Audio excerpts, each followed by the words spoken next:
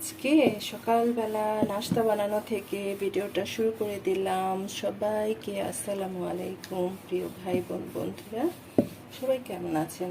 আশা করছি অনেক অনেক ভালো আছেন। আপনাদের দোয়া আর ভালোবাসায় শুকর আলহামদুলিল্লাহ আমি ভালো আছি। রুটি খেতে অনেক বেশি ভালোবাসি, রুটি বানাতে একদম পছন্দ করি না। এই কথাটা আমি 1000 বার বলে ফেলেছি, কিন্তু রুটি ছাড়া তো নাস্তা অন্য কিছু খেতে ভালোই লাগে না। তো রুটি, ডিম পোস্ট করবো, চা বানাবো, বাস খেয়ে ফেলবো ঝটপট। অনেকটা বেলা হয়ে গেছে। শুরু করে দিলাম দুপুরের রান্না বান্না। আর এটাতে রুই মাছের ডিম ভেজে, আলু ভেজে তারপর ভুনা ভুনা করে রান্না করব। সেদিন তো ডিম ভাজাভুজি করতে নিয়েছিলাম, এর মধ্যে গ্যাসটা চলে গেল, তো পুরোটা তো ভাজা হয়নি। এখানে এই যে দেখেন গোল গোল করে আলু কেটে নিয়েছি। তারপরে এই যে এটা রুই মাছের যে ডিমের মিশ্রণটা আছে এটা। আর এখানে এই যে 3 রকমের মাছ, এখানে হচ্ছে পোয়া মাছ, রুই মাছ আর হচ্ছে তেলাপিয়া মাছ, সব মাছ একসাথে ম্যারিনেট করে রেখেছি। আর দেখা যাক এগুলা দিয়ে কি কি করি, তবে আলাদা আলাদা রান্না করব সেটা একটু বলে দিলাম। তারপর এখানে হচ্ছে কাঁচামরিচের স্বাস্থ্য খুবই দুর্বল। আর এখানে পেঁয়াজ কাটাকুটি করে নিয়েছি। এখানে ভাতটা ঝরা হচ্ছে। সব কিছু দেখানো হয়ে গেল, এখন হচ্ছে রান্নার পালা।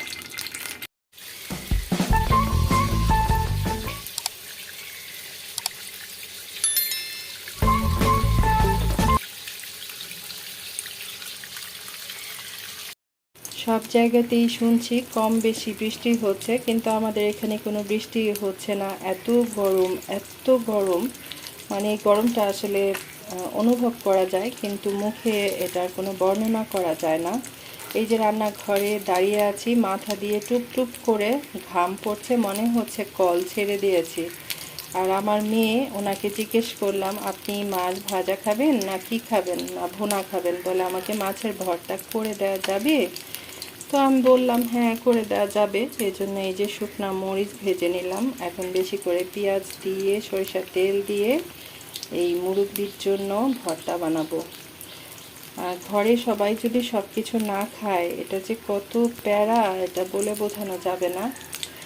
আর এই যে বাকি রইল আমাদের জন্য পোয়া মাছটা ভেজে নিব, তারপর পেঁয়াজ দিয়ে ভুনা করে রান্না করে নিব। এখানে ডিমটা ভেজে নিব, রুই মাছের ডিম, এটা ভেজে আলু দিয়ে সুন্দর করে রান্না করব। আর সেদিন যে ভেজেছিলাম সেটা খেতে অনেক বেশি মজা হয়েছিল, অনেক ইয়াম্মি হয়েছে। এবার খুশি? খেয়ে নেই। খেয়ে নেই মানে কি আবার? এটা তো খেতে মজাই হবে। ধনিয়া পাতা ছিল না, সে কারণে দেওয়া হয়নি। আর এই যে তুমি মরিচের ভর্তা পছন্দ করো, এটা আমি কিনারে রেখে দিলাম, তুমি একটু নিয়ে খেও কেমন? কারণ এইটুকুর জন্য আবার আলাদা আর একটা বাটি নষ্ট করবো, এই জন্য। এগুলো দিয়ে 1 প্লেট ভাত খাওয়া হয়ে যায়, তাই না? এগুলা তার যত জটিল খাবার পছন্দ, আম্মুকে কিভাবে কষ্ট দেয়া যাবে। আর ওই যে চিকেনের কথা কি জিজ্ঞেস করলা বলো? বলেছি তুমি আমাকে চিকেন বল বানাই দিবা নাকি? তোমার তো আছেই শুধু ঝামেলা করা। বলো। আরে বাবা দেখি কি করি, এখনো বলতে পারি না। আর এই যে এখানে রুই মাছের ডিমটা, না ওগুলা তো পোয়া মাছটা ভেজে নিলাম, কোথাও কোথাও ভেঙেও গেছে। আর এগুলা হচ্ছে যে ডিমটা সেদিন ভাজতে গিয়ে তো গ্যাস চলে গেল, পুরাটা ভাজা হয়নি, রেখে দিয়েছিলাম। তো এখন এটা হালকা করে ভেজে, আলু ভেজে তারপরে এটা মজা করে রান্না করব। গতকাল বিকেলবেলা বাবার বাসায় গিয়েছিলাম, তখন দেখলাম সেচি শাক, তারপর কিনে নিয়ে আসছিলাম। আর শাক পাতা সবসময় আমি একটু বেশি বেশি পানি দিয়ে ধোয়ার চেষ্টা করি, ধুয়ে আবার অনেকটা সময় ভিজিয়ে রেখে দিই। আর সকালবেলা ঘুম থেকে উঠে মানে নাস্তা পানি খাওয়ার পর সারাক্ষণ বসে থাকি এখানে ওখানে, আর ভাবতে থাকি আজকে কিভাবে একটু শর্টকাট রান্না করা যাবে। ধান্দা করলে কি হবে, শর্টকাট আর হয় না। রান্না করতে করতে দেখা যায় 2টা 3টা পদ হয়েই যায়। এই আর কি, কিছু করার নাই, খেতে তো হবেই, তাই না? আর ডিমের তরকারি অনেক বেশি সুন্দর হয়েছে দেখেন। আজকের স্পেশাল রান্না হচ্ছে রুই মাছের ডিম ভেজে আলু দিয়ে এই যেরকম মাখা মাখা ঝোল করে রান্না করলাম। অনেক বেশি মজার একটা আইটেম। যদি কারো ভালো লেগে থাকে অবশ্যই এমন করে রান্না করে খেতে পারেন। আমি একটু গরম মশলার গুঁড়া দিয়েছি, একটু জিরার গুঁড়া দিয়েছি। আর এই তো এখানে হচ্ছে পোয়া মাছ ভুনাটা, এই যে একটু দেখাই দিলাম। সব রকম রান্না তো আর দেখানো সম্ভব না। সেচি শাকটা খুব ভালো করে ৩-৪ বার ধুয়ে নিলাম। তারপর কি করলাম, এখানে যথেষ্ট পরিমাণ পেঁয়াজ কুচি, কাঁচামরিচ আর হচ্ছে লবণ এটা দিয়ে দিলাম। এটা এখন সিদ্ধ বসায় দিব। তারপর রসুন দিয়ে বাগার করব। ডাল ঘুটনা দিয়ে খুব ভালো করে ভেঙে ভেঙে মিশাই দিতে হবে। তারপর লেবু পাতা দিয়ে নামিয়ে নেব। এই হচ্ছে সেচি শাক রান্নার শর্টকাট রেসিপি। অনেক মজার, আর এই শাকটার ফ্লেভার এত বেশি সুন্দর, খুব বেশি ভালো লাগে। এক হাঁড়ি শাক একদম অল্প হয়ে গেছে।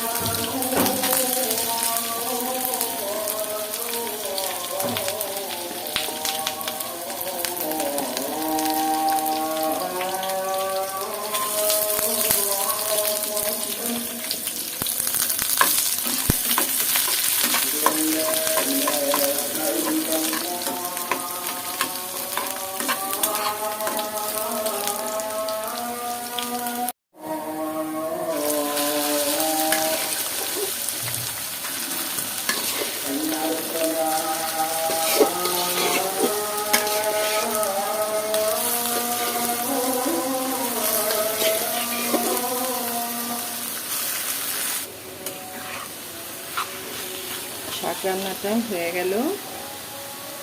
এখন কয়েকটা লেবু পাতা দিয়ে দিব এটার মধ্যে।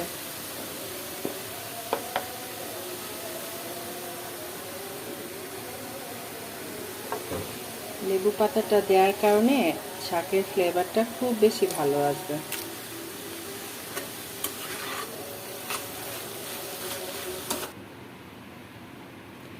চলে আসলাম সেচি শাক রান্নার ফাইনাল লুক শেয়ার করার জন্য। এই শাকটার ফ্লেভার এত বেশি সুন্দর, এত বেশি সুন্দর, কি আর বলবো। যারা রান্না করে খান তারা তো অবশ্যই জানেন। আর লেবু পাতা, শুকনা মরিচ এগুলা দেওয়ার কারণে এটার ফ্লেভারটা আরও বেশি গর্জিয়াস হয়ে গেছে। যদিও সাধারণ খাবার, কিন্তু অনেক বেশি মজাদার, স্বাস্থ্যসম্মত।